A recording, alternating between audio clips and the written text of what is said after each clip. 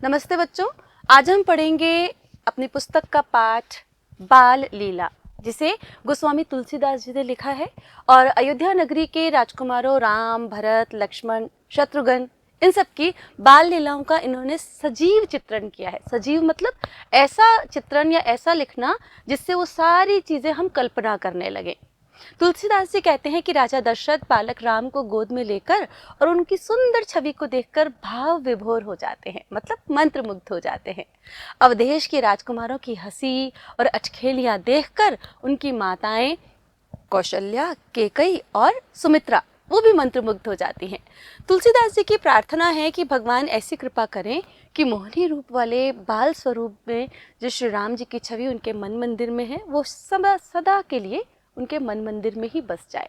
तो बच्चों शुरू करते हैं ये बाल लीला। क्या कह रहे हैं पहले दोहे में? तन की दुति श्याम सरो रहुलोचन, कंज की मंजुल ताई हरे, अति सुंदर सोहत धूरी भरे, छवि भूर अनंग ही धूरी धरे। दमके दतियां दुत्य दामनी जो, किलके कल बाल विनोद करें, अवधेश के बालक चार सदा, तुलसी मन मंदिर में बिहरे।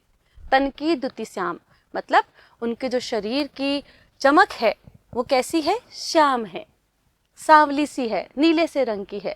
और उनके नीले से नील कमल होते हैं ना जैसे बच्चों, ऐसे उनकी जो तन की, जो उनके शरीर की जो चमक है वो इतनी सुंदर है। और उनकी आंखें जो है, जो लोचन है, वो कमल की तरह सुंदरता से चमक रही हैं। उनकी आंखें जो है कमल के समान सुंदर हैं। उनका शरीर श्यामल शरीर वाला है और उनकी चमक शरीर की बहुत पड़ी हुई है। अति सुंदर सोहत धूरी भरे, छवि भूर अनंग ही दूरी धरे। क्या कह रहे हैं? उनका जो शरीर है वो धूल से भरा हुआ है। बच्चे जब घुटनों के बल चलते हैं तो मिट्टी उनके शरीर पर लग जाती है ना, तो वो कह रहे हैं कि धूल से भरे हुए उनका जो शरीर वो इतना खूबसूरत लग रहा है कि वो अनंग यानी कामदेव की शोभा को भी कम कर देते हैं। मतलब वो धूल में सने हुए भी इतने खूबसूरत लग रहे हैं श्री रामचंद्र जी कि कामदेव बहुत सुंदर माने जाते हैं कि उनकी सुंदरता भी इनके आगे फीकी लग रही है। दमके दतियां दुति दामनी जो, उनके जो सफ़ेद सफ़ेद दांत हैं वो ऐसे चमक रहे हैं जैसे बिजली चमक रही हो। उनके दांतों की चमक इतनी तेज है जैसे आसमान में बिजली चमकती है। किलके कर बाल विनोद करें, और किलकारी कर करके मतलब हंस हंस करके वो बच्चे मनोविनोद कर रहे हैं, आनंद कर रहे हैं। अवधेश के बालक चारि सदा, अवधेश किसे कहा गया है बच्चों? ना दशरथ को। दशरथ के पुत्र थे ना ये, अयोध्या के राजा अवधेश। इसलिए वो कह रहे हैं कि अवधेश के जो बालक हैं चारों हमेशा तुलसी मन मंदिर में बिहरे। तुलसीदास जी कह रहे हैं कि हमेशा ये चारों बालक मेरे मन मंदिर में, मन रूपी मंदिर में हमेशा विराजमान रहें। मैं इनकी खूबसूरती देखता रहूं, प्रसन्न होता रहूं और सदा मैं इनकी भक्ति में लगा रहूं। आगे क्या कह रहे हैं? कबहू ससी मांगत आरी करें, कबहू प्रतिबिंब निहारी डरे, कबहू करताल बजाए के नाचत, मात सबे मनमोद भरे, कबहू ऋषि आई कहे हठिके, पुनि लेत सोई जही लागी अरे, अवधेश के बालक चारि सदा, तुलसी मन मंदिर में बिहरे। क्या कह रहे हैं कि कभी तो जिद करके, आरी करके, ससी मांगत चंद्रमा को मांगते हैं कि माँ मुझे तो ये चंद्रमा चाहिए ही चाहिए। कबहू प्रतिबिंब निहारी डरे, और कभी धरती पर अपना ही प्रतिबिंब देखकर, अपनी ही छाया देख करके डर जाते हैं। कबहू करताल बजाई के नाचत, और कभी ताली बजा बजा करके नाचते हैं, इधर से उधर भागते हैं। मात सबे मनमोद भरे, और माता इन सब की लीलाओं को देख करके आनंद से भर जाती हैं।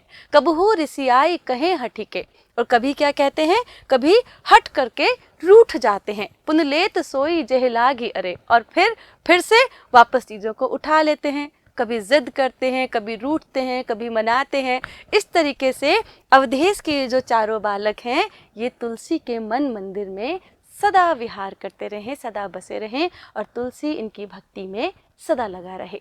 ये तुलसीदास जी की प्रार्थना है कि वो जिस प्रकार से आनंद मनोविनोद कर रहे हैं, माताएं उनके मनोविनोद को देख के खुश हो रही हैं, ऐसे ये अवधेश यानी अयोध्या के राजा दशरथ के जो पुत्र हैं वो उनके मन में हमेशा बसे रहें। आगे पढ़ते हैं बच्चों। अगला दोहा क्या कह रहा है? पग नुपुर ओ पहुंची कर कंजनी, मंजू बनी मणिमाल हिये, नवनील कलेवर पीत झगा झलके, पुलके नृप गोद लिए, अरविंद सो आनन रूप मरंत, आनंदित लोचन भृंग पिए, मन में बसियों अस बालक जो तुलसी जग में फल कौन जिए। क्या कह रहे हैं वो कि पग नुपुर और पहुंची कर कंजनी, कि पैरों में पायल और हाथों में पहुंची नामक आभूषण पहना हुआ है, मंजू बनी मणिमाल ही है, और हृदय पर यानी गले में उन्होंने मणियों से बनी हुई जो माला पहन रखी है, शरीर पर नवनील कलेवर पीत जगा, नया बिल्कुल नया कलेवर लिए हुए, नया सा उसने पीले रंग का जो झंगुला पहन रखा है, जो झबला पहन रखा है, झलके पुलके नृप गोद लिए, और प्रसन्न होते हुए राजा उसे अपनी गोद में उठा लेते हैं। मतलब यहाँ पर कैसा रूप दिखाया गया है कि रामचंद्र जी ने पैरों में पायल पहन रखी है, हाथों में पहुंची नामक आभूषण पहन रखा है, गले में उनके मणियों की माला सजी हुई है, नया नया उन्होंने पीले रंग का झबला पहन रखा है, और हंसते पुलकते आनंदित होकर के देख के राजा जी ने उसे गोद में ले लिया है। फिर क्या हो रहा है, अरविंद सो आनन रूप मरंद, अरविंद मतलब बहुत खूबसूरत रूप, अरविंद कमल को भी कहते हैं बच्चों, कमल के समान खूबसूरत उनका जो रूप है, जिस प्रकार से भंवरे कमल का रस पी करके मोहित हो जाते हैं, उसी प्रकार भवलो आनंद लोचन भृंग पिए, ऐसे ही उनके खूबसूरत जो रूप है उसे देख करके राजा की जो भंवरों के समान आंखें हैं वो उनके रूप की सुंदरता को देख करके मदहोश हो रही हैं, भाव विभोर हो रही हैं।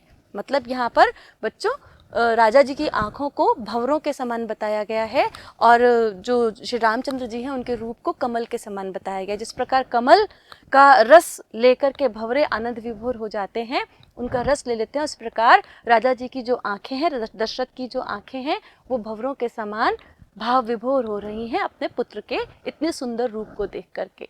वो कह रहे हैं कि मन में न बस्यों अस बालक जो तुलसी जग में फल कौन जिए, कि ऐसा बालक भी अगर किसी की आंखों में नहीं बस जाता है तो फिर उसको संसार में कोई भी सुंदरता, कोई भी संतुष्टि प्राप्त नहीं हो सकती। मतलब इतना खूबसूरत है, इतना खूबसूरत रूप भी अगर किसी को मोहित नहीं कर सकता तो फिर वो संसार में सुंदरता देखने योग्य ही नहीं है। इन पदों में तुलसीदास जी ने इनके बाल रूप का सजीव वर्णन किया है, और ये बताया है कि उनकी सुंदरता को देखकर उनके माता पिता भी भाव विभोर हो जाते हैं, मंत्रमुग्ध हो जाते हैं। तो फिर साधारण मनुष्य, हम जैसा मनुष्य कैसे उनको अपनी आंखों में बसाकर भाव विभोर नहीं हो सकता।